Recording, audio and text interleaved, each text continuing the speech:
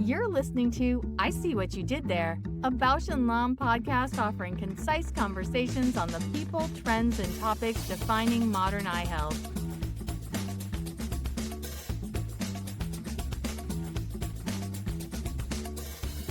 Welcome to the second episode of I See What You Did There. My name is TJ Crawford. I am the Chief Communications Officer at Bausch Lomb. We have a good one today. Joining me are Cheng Zhang, who is the co-founder and CEO of Character Bio, and Dr. Mayssa Attar, who is the head of Consumer and Pharmaceutical R&D at Bausch Lomb. So we're going to jump right into this. Cheng, precision medicine sounds like the kind of term that I would casually drop at a dinner party and then go into a straight panic when someone asks me for the actual definition of it. So in a minute or less, put precision medicine in layman's terms for me. Precision medicine is about developing the right therapy for the right patient at the right time. So the underlying logic is that in a complex disease, we have a very heterogeneous patient population, meaning that patients will have different clinical symptoms as well as different biological drivers underlying those symptoms. And so when we're thinking about developing a medicine, usually a medicine targets one or two biological drivers. So it's more likely to work better for some patients than for others. And so it's the job of precision medicine to identify those patients who are more likely to benefit. It makes sense, and that may save me at my next dinner party. Is there some sort of real world analogy that would make sense to help people understand that even more? Maybe think of a online retailer, right? And so a good online retailer will pore over their customer data, including their browsing history, search history, history of transactions, wish list, to predict the customer's preferences and future purchases. So in a similar manner, a precision medicine drug developer, we're analyzing the patient data to predict patient outcomes, as well as medical interventions that could improve those outcomes. So one way I like to think of precision medicine is that it's an exercise in improving the quality of our predictions in the medical context. Makes sense. Mayssa, you are a scientist. You spent an awful lot of time in the lab. You've been doing this your whole career. What excites you about precision medicine compared to more traditional discovery models? Sure. I think precision medicine can make us so much more capable of delivering those right therapies to the right patient at the right time. And the reason I say that is we all know there's been years of discussion about why is it so hard to successfully develop a drug? And if you look at traditionally how we've done it, you understand there's a disease in humans you want to target. So then scientists go to in vitro models and test tubes to try to mimic the disease. And then they go to animal models that they think might be representative of the human disease. And they use that to pick a target, a biological target that they're going to design drugs to intervene and somehow treat the disease. And so they spend years doing that to eventually go into a human and figure out, did it work? And what the data show is we're actually not that good at it because humans are complex.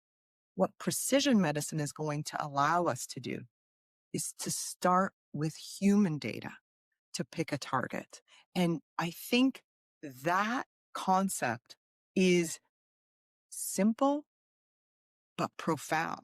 Of course, that's the way to go. And so that's why I am so excited that we're doing this at Bausch Lomb with Character Bio. Yeah. So it makes sense big picture, but let's talk about eye health in particular. So, Cheng, I know character not just associated with Bausch Lomb, but big picture, the eye. So what? And this is a question for both of you. What makes the eye particularly appealing when it comes to precision medicine? Yeah, I'm happy to get started on that because I think eye health is obviously critical to human health, right? And when we think of the biggest unmet needs, the treatment burdens that exist for human health, um, many of them are actually related to eye conditions. And those eye conditions tend to be chronic, tend to be quite prevalent, as well as quite complex. And so that complexity means that these eye health conditions are multifactorial. And so genetics, lifestyle factors, um, demographics, environment all play a role. And these factors vary from patient to patient. So therefore, we have an opportunity to address that patient heterogeneity with precision medicine. Yeah, and Mayssa, I have to imagine that, or this approach for you, when you've got two patients with the same diagnosis, and you're trying to solve for that, but there's different outcomes. I have to imagine there's probably a level of frustration with the limitations of a traditional treatment model. Certainly. It's literally, I think the way to think about it is you've got a hammer and everything looks like the same nail, but that's not the case. Or maybe the better one is you've got a screw and you're using the same screwdriver for all. It's not like that.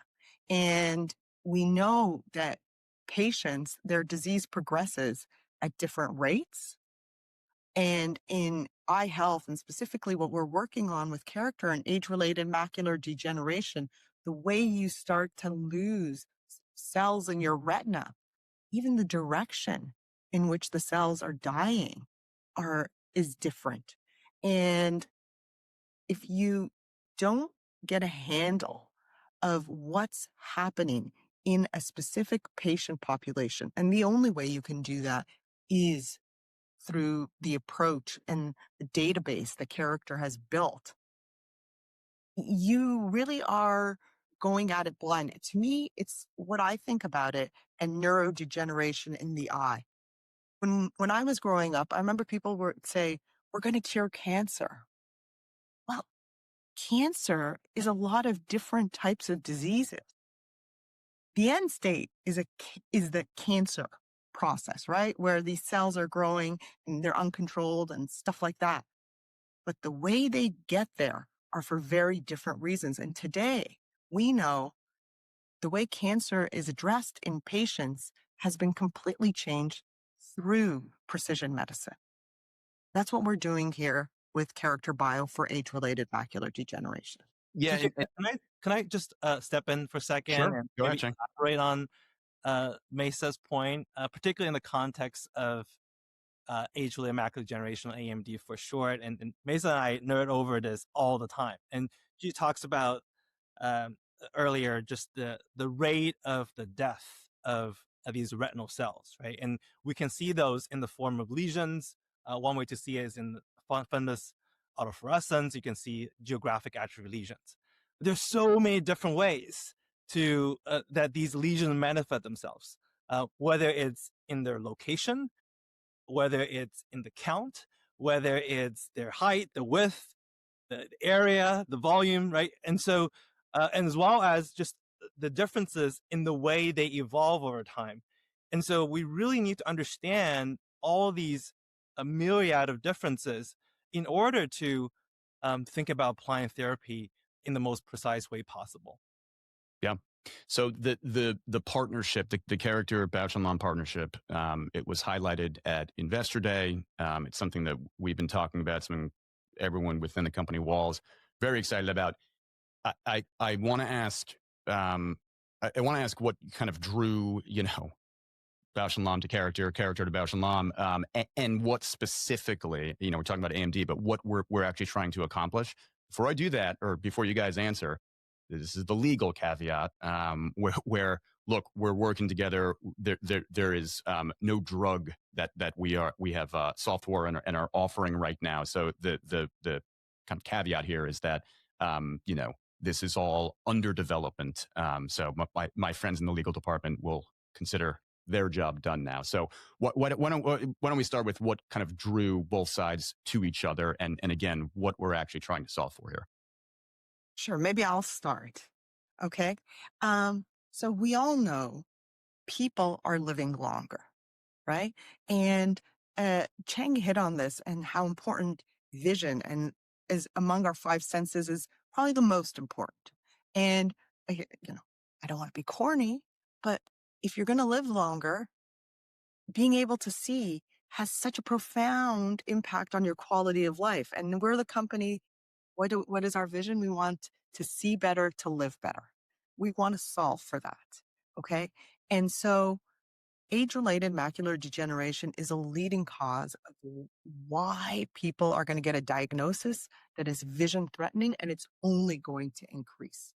And there are no good solutions, really, especially for geographic atrophy. We have some early drugs, right? But we know we could do better.